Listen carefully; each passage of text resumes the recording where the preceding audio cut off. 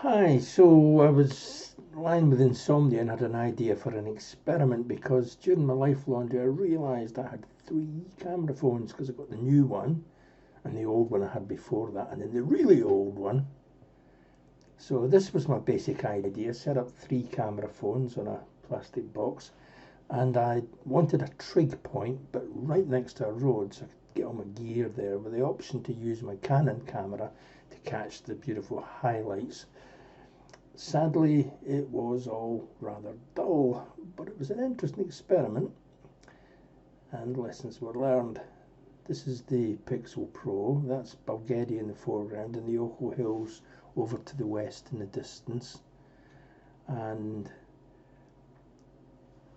wasn't much movement even in the clouds, it was all just rather flat and grey, and didn't get the sunset I was hoping for. Bit of cloud movement in this one. This is the oldest phone, looking kind of south across Loch Leven towards the Benarty Hills there.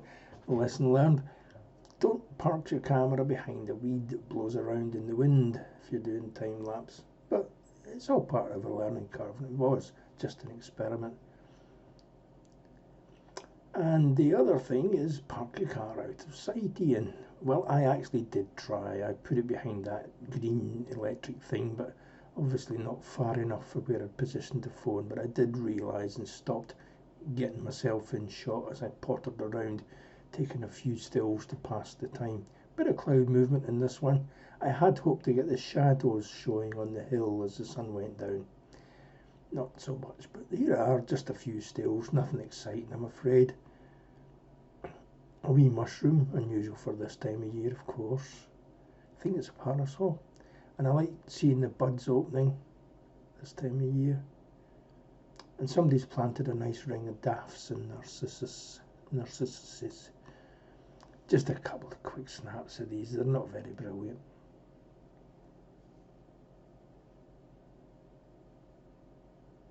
It was a nice enough place. I'll do that again sometime, hopefully catch a sunset. I've had some nice sunsets around that area, really nice. I've got some printed out. That's a nice broom, I love the colours of that.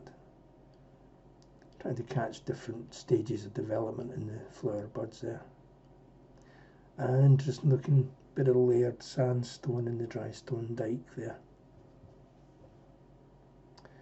And then a shot of the Lomond Hills themselves with that path.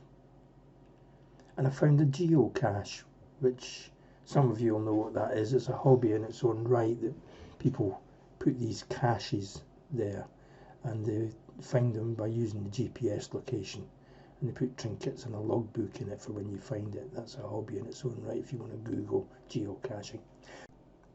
And if you want to know why I was so optimistic I might get a nice scenery over there, I have had some nice shots down there before, and these are only a few examples. I've actually got some crackers from over there, but you can't win them all. Thanks for watching, folks. Bye.